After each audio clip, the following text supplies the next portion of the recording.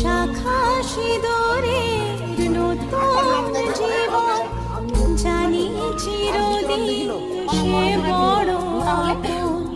আজ থেকে সে পথে